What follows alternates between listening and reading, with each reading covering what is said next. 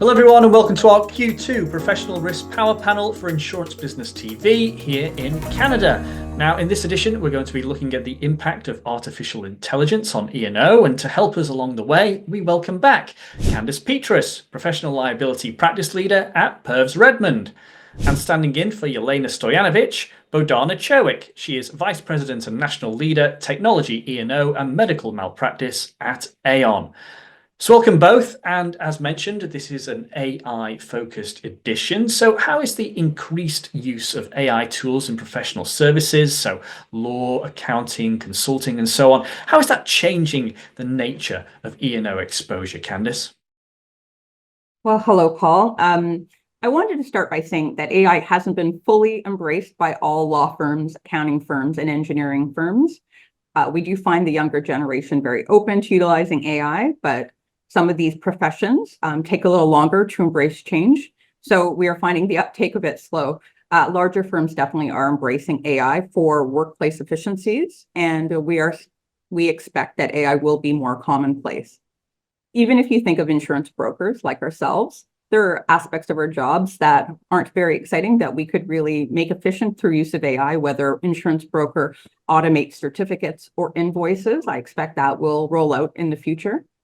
And I also have heard of a few larger Toronto law firms have really embraced AI for workplace efficiencies. Unfortunately, it's led to some staffing layoffs. For instance, if the firm hired 12 articling students last year, because of the efficiencies with AI, they only require 3 or 4 this year. But when a firm does use AI, a professional firm, you have 2 choices. You can develop your own AI, or you can rely on a third party's AI program. We're finding only the very largest firms developing their own AI. Most are relying on third-party providers. And since these firms don't actually develop their own AI, it has not yet changed their E&O exposure. Even the E&O applications do not address AI yet in general. We expect this to change over the next couple of years, but we're still in the infancy in respect to insurance for AI. Okay, so still in the infancy, Bodana, is that something that you agree with? Yeah, definitely. That would echo what we're seeing as well. We are hearing from clients that AI deployment is essentially required in the current landscape in order to remain competitive. So we're seeing it used more and more by clients in unique and changing ways, with very little guidance in terms of how to properly utilize it.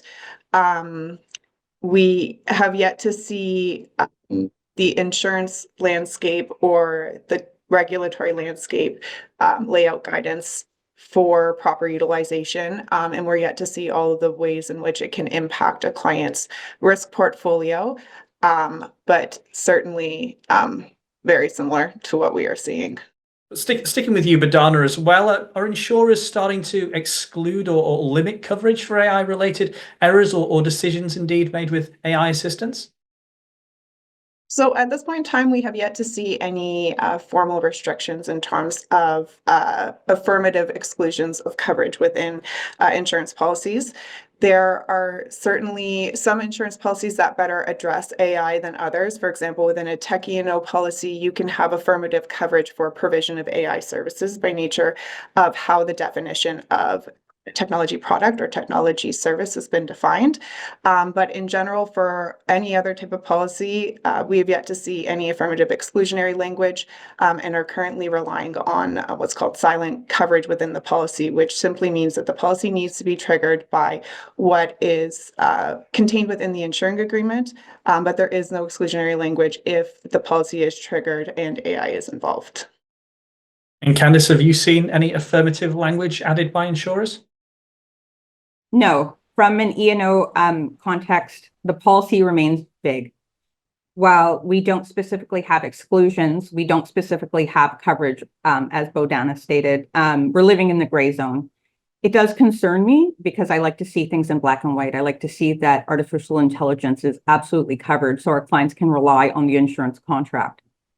There are other types of policies that are starting to do that. Some cyber policies are giving affirmative coverage, and I'm really hoping in the long run, E&O will evolve to provide this type of positive, affirmative coverage. And Candice, as well, have you seen any changes in E&O policy wording to perhaps to address AI-generated content, decisions, or advice? And indeed, is there any concern in the industry about coverage gaps for liability arising from AI systems that perhaps act autonomously, or indeed unpredictably? Not yet. Brokers should be concerned about relying on a policy without an exclusion to get AI coverage, but we're just not thinking about the exposure that much because it's not always, the questions aren't on the application, there's no exclusion on the policy, so it's just not top of mind for the general insurance broker. For instance, before even the firm thinks about the insurance policy, I always ask, do you have a formal contract with your AI provider? Are you being indemnified for claims resulting from hallucinations or any errors which could impact the firm's reputation or client work? Is the firm obtaining certificates of insurance from their AI provider evidencing both E&O and cyber? And does it specifically address AI for these providers? And, if we as brokers don't outline these emerging risks to clients, we really are exposing our own firms to a potential E&O. We do need to ask our clients, especially the professional service firms, about this exposure. So are we perhaps then expecting some increased scrutiny, Badana? Yeah, I think certainly starting to see some increased scrutiny, particularly where clients are upfront with their insurance providers about the fact that they're utilizing AI in the provision of their services. We're starting to see some increased questions around how they're managing that risk, what sort of training is provided to their employees, what sort of contractual indemnification language is in place with any type of AI provider that they're utilizing. At the end of the day, this is similar to any other product that might be used by an organization, and it needs to be looked at from a supply chain perspective and understanding where the liabilities fall along that chain. And have there been any notable claims or disputes involving AI-driven issues that have triggered or perhaps tested E&O coverage that you've seen so far, Badana? So within the Canadian landscape, we haven't seen too much in the way of claims from an E&O perspective related to AI. A lot of the claims we're still seeing in the Canadian landscape has to do with the information feeding AI databases and how that's infringing on various organizations' intellectual property rights. Do you have any examples for us, Candice? I do, but they're US based. The most famous AI case involves a US lawyer. She used AI to research case law instead of utilizing for articling students. And unfortunately, the AI had a hallucination and made up an entire case. The lawyer didn't use her extra time to double check her results, and she presented the case to the judge who called her out. It impacted her license, and she was accused of not acting professionally. From what I know, it's an ongoing E&O claim as well. We also have a second claim where a professional services firm inputted private confidential information from their client into their AI program, and they did this without, obviously, the client's permission.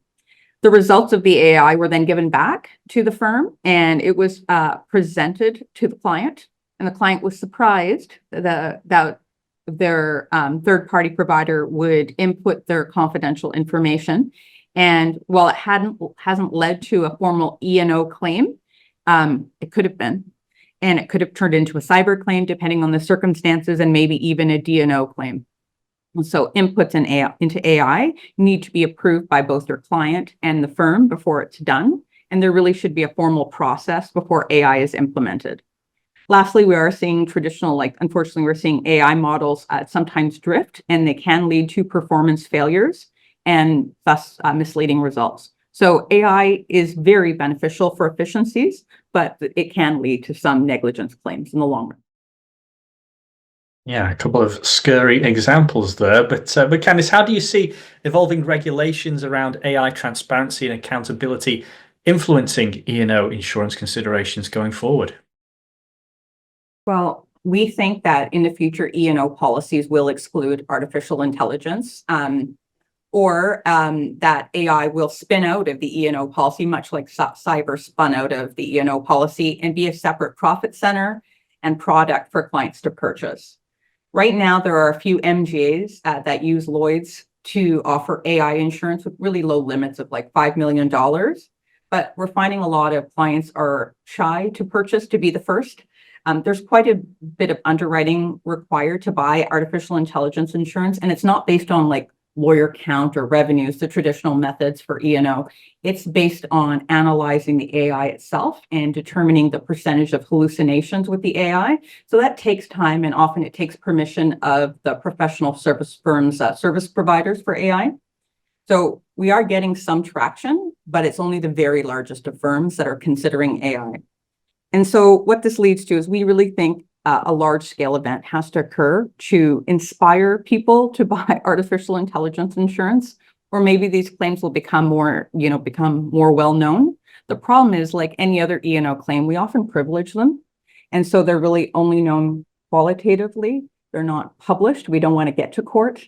So as more and more rumors circulate, we think that more professional service firms will consider the policy, and the rest will wait until some catastrophic event affects their entire industry. That's another scary thought there, isn't it, Badana? That idea of another catastrophic event. Hopefully the industry will be faster to respond than that. Yeah, we hope so. But if we mirror this with how the cyber industry and the cyber product line evolved, and look at silent cyber and how after a huge influx of things like ransomware related events drove affirmative cyber exclusions across most types of policies, I anticipate we'll see something similar in the AI space. We are starting to see increased claims activity or increased allegations, even if we look at EPL-related lawsuits, particularly in the US, and the use of AI in the hiring process. As we see more and more traction with AI pushing claims trends, I think inevitably we will see a reaction from the insurance industry. Right now, for clients, it's really important for them to remain proactive with their risk management, so that once the insurance industry does evolve and change into requiring that there's standalone AI policies, or there's increased underwriter scrutiny around utilization of AI, the insured already has a robust risk management policy in place for their AI usage. It'll also be interesting to see as the government and different regulatory bodies and licensing bodies come out with their own guidelines around AI usage, how the insurance industry is going to respond to that as well. Traditionally, we see fines and penalties excluded under the policy. Is this something that will be similar to privacy-related fines and penalties where we can see coverage, or is this something that the insureds are going to have to understand how to manage the risk themselves without reliance on risk transfer in that same way? Yeah, clearly a lot to watch out for. Great thoughts and a fantastic panel. Huge thanks to you both. Clearly, AI's impact on the insurance space will continue to expand, so lots to watch out for, and plenty of reasons to keep it right here at Insurance Business TV.